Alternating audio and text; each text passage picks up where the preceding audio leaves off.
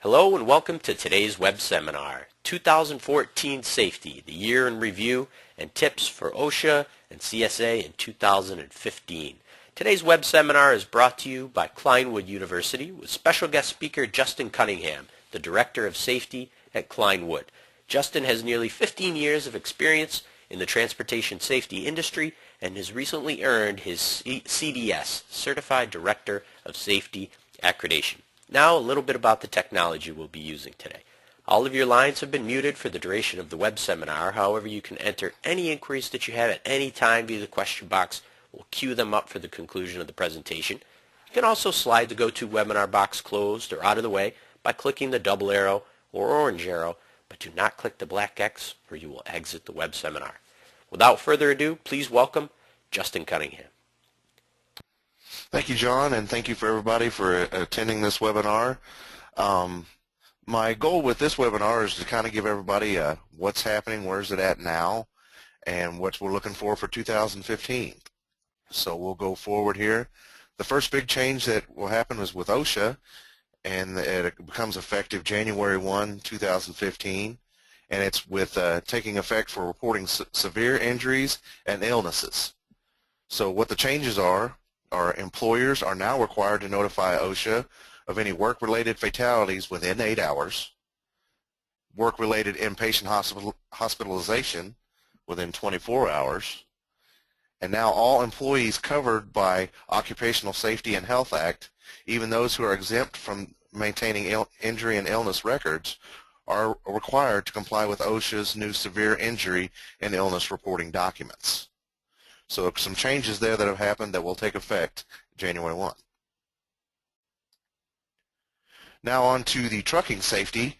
One of the big topics is the FMCSA looking to possibly increase the amount of insurance.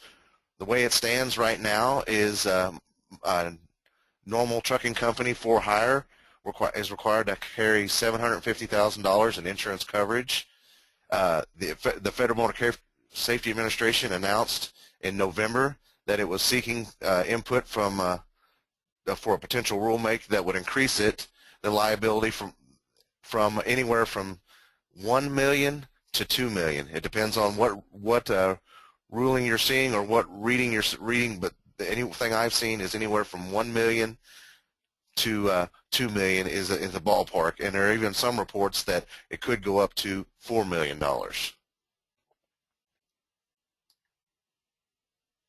The next big change is coming around is dealing with your maintenance, and this is dealing when you have a DOT audit, or in some cases, even if these two characters come into play. But trucking companies are now receiving what they call a notice of violation fine with or without a DOT audit. It is the FMCSA is stating it's a violation of 396.3A1, which reads failing to inspect and maintain your vehicles for safe operations. Now what has to happen to receive this notice of violation is your vehicle maintenance basic must be in alert status, which is 80% for normal trucking companies, 75% for hazmat haulers, and your vehicle out of service rate must be 34% or higher. If you have these two characteristics with your trucking company and you're having a DOT audit, the FMCSA can seek a fine for violating the 396.3A1. And in some states, like the state of Missouri, they are going with a notice of violation fine, which is just a letter in the mail stating you violated these two characteristics, therefore you must pay X amount of fine. So if anybody out there has an alert basic and their vehicle out of service rate is getting up there, this is something you want to pay attention to because you might get a letter in the mail. Here's an example of what it looks like. The top is the vehicle maintenance score showing of 84%, and the bottom is the vehicle is in red, and the national average is 20.72, and this company's out of service rate is 40.74. So in this scenario, they could, if they're getting DOT audited, and let's say nothing is wrong, they get a clean bill of health from the DOT, they could still see a fine based on these two characteristics happening with the 396.3A1 violation. And also, like in the state of Missouri, they could just send you a notice of violation, no DOT calling you at all saying because of these two things, you're now receiving a fine.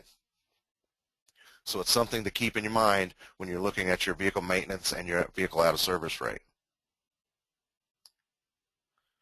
Now to kind of do a review with your medical certificate, there's no big changes here. This is just things that have went into effect in 2014. Just want to make sure everybody has a clear understanding of what's going on. By February 2014, all drivers should have taken their medical cards to their local state DMVs and had them merged with their CDLs.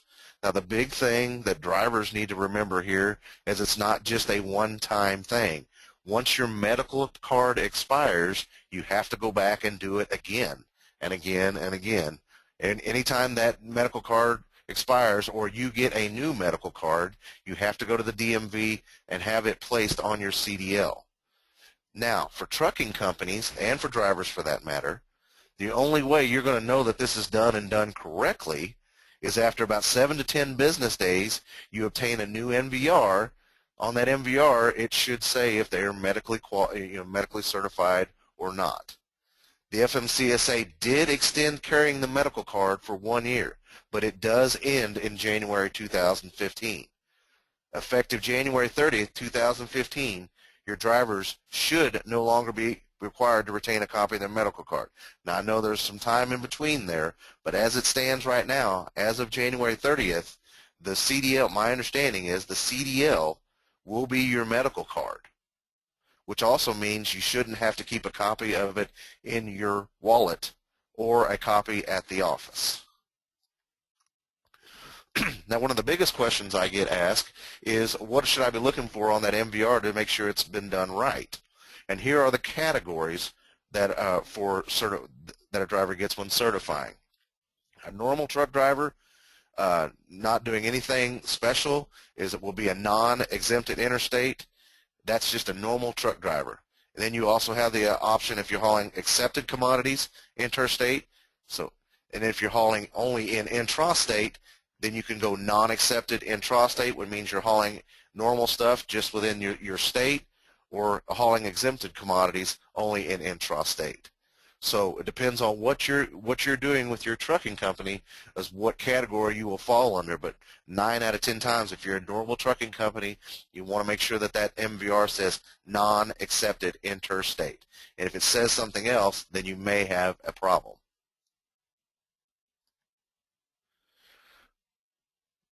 Companies and drivers are now required to go to a medical examiner that has been certified by the DOT. You'll notice on your screen there is a website. That is the website you go to the medical registry to see where there is a doctor or a clinic that get closest to you.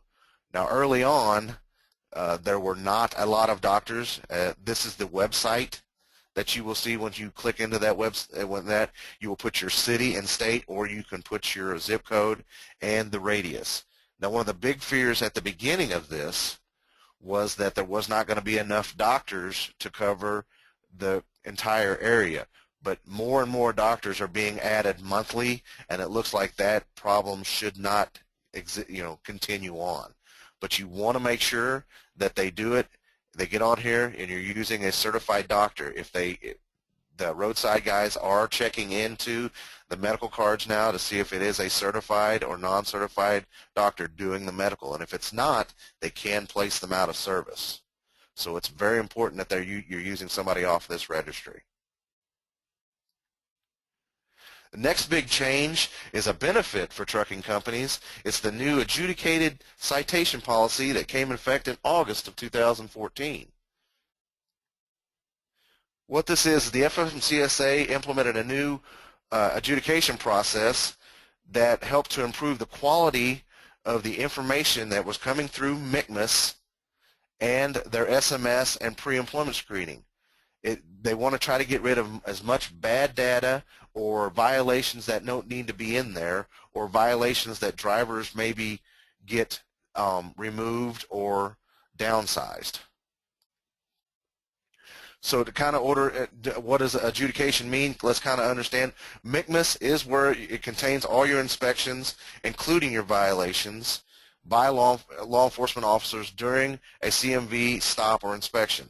Just remember, law enforcement officials can, at their discretion, issue citations for violations on roadside inspections, or they can issue warnings. It is at their discretion. Now, if they do issue that citation, that is what we're talking about right here. If they issue a warning, this policy can't come into play. But if they do issue a citation, then you can look to take this process to get it removed from MCMS. The citation refers to a notice issued by a law enforcement officer to a driver for a violation of a state or FMCSA rule or hazmat rule. The driver may contest this citation through the state-provided administration or judicial system. So they, just like before, when they could get if you get a speeding citation and you go get it knocked down to a non-moving, then you have benefits to that down what I'll explain later on slides. They'll give you a little background information.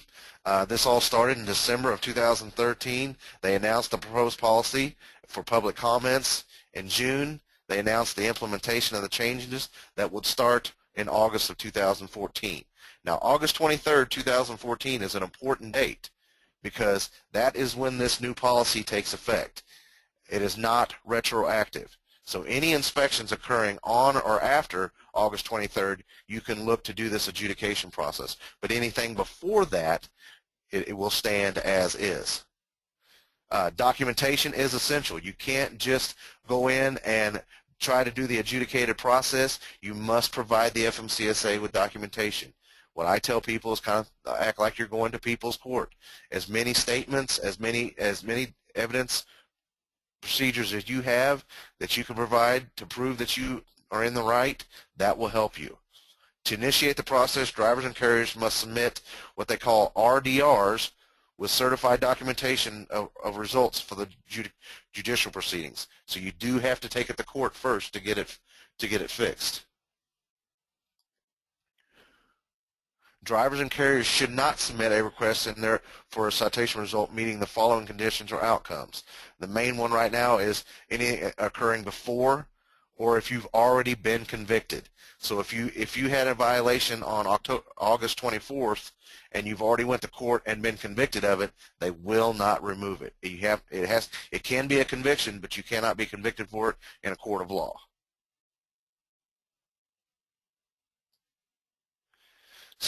Each state will review the request and the documentation provided, and the states will record the results, and then this will impact your SMS and your PSP. Not only the company's SMS, but driver's SMS.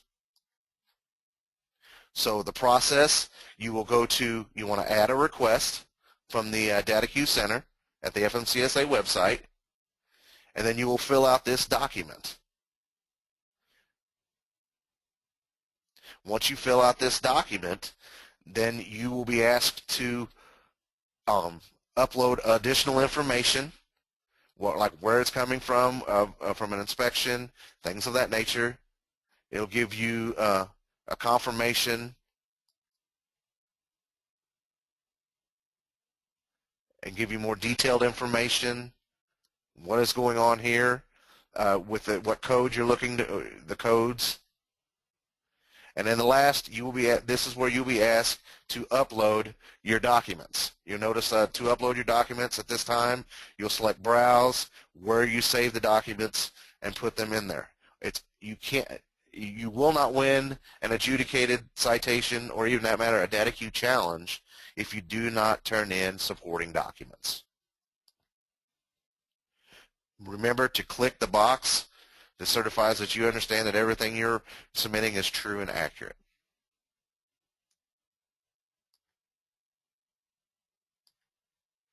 Now, once you go through the judicial scene, there are three things that can happen.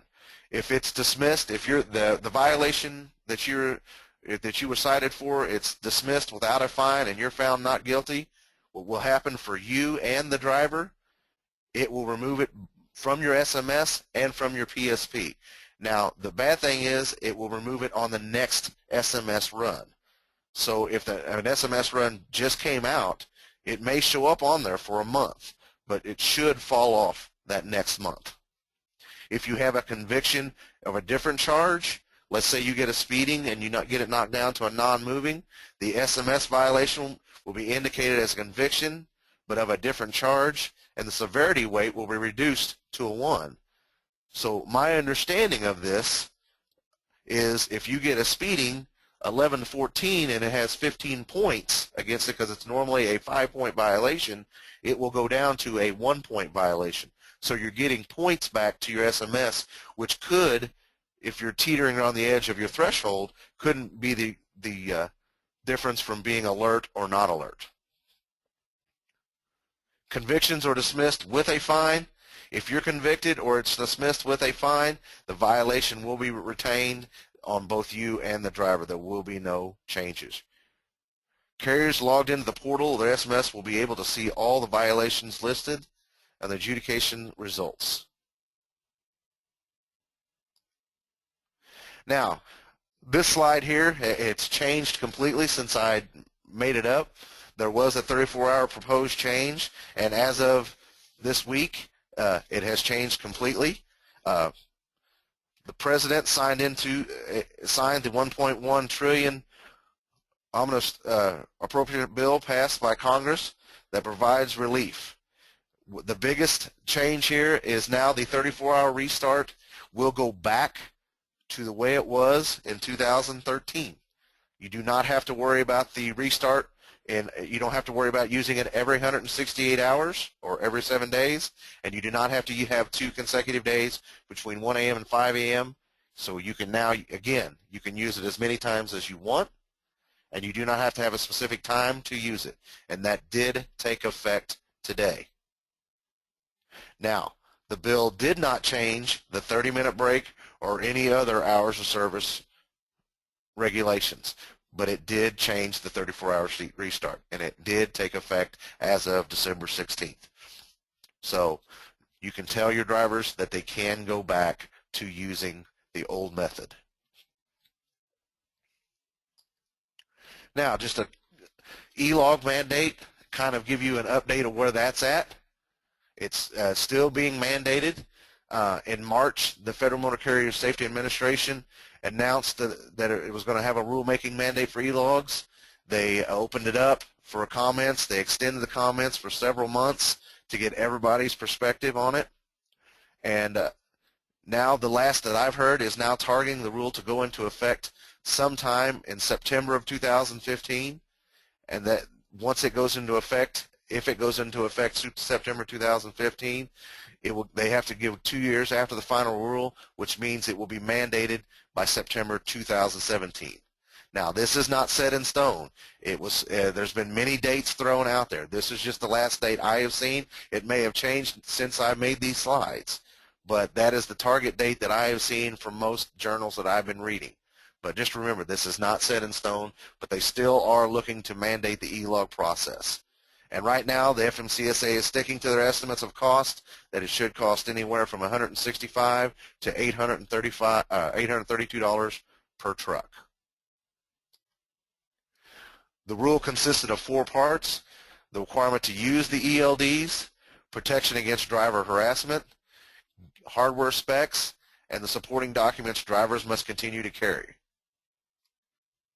The mandate applies to all drivers who are currently required to keep paper records for 8 or more days out of every 30 days.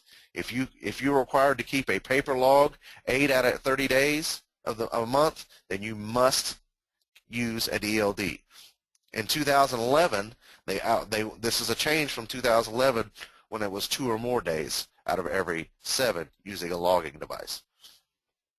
Now, companies who are already using what the FMCSA calls automatic onboard recording devices will get an additional 2 years, so 4 years total from when it's implemented to implement the new ELD machines. This goes along with like the big road trucking apps or any of the other ones that are considered automatic onboard recording devices. The last slide here that I have for you is just some helpful websites. These are always ones that when I get questions coming in, where I normally send people or go to look for answers. So, you know, if you ever need to go to any of these, it's a good place to start, especially with the data queue challenging with the adjudicated process coming into play. I'd like to thank you all for attending the webinar today.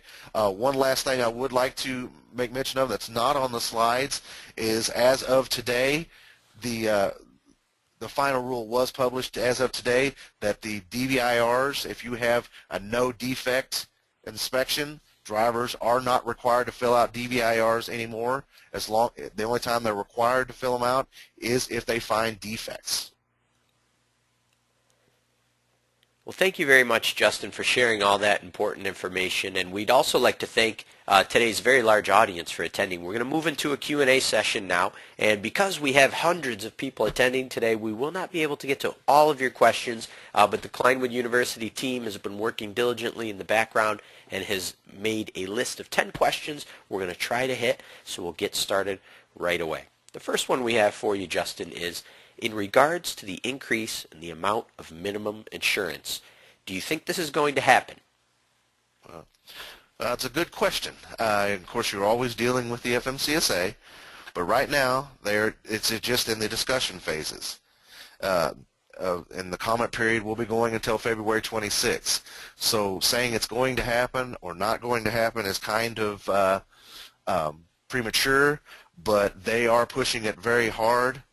And until they have all the information, I would say stay tuned. But it does look like this is the next thing they do want to get passed through.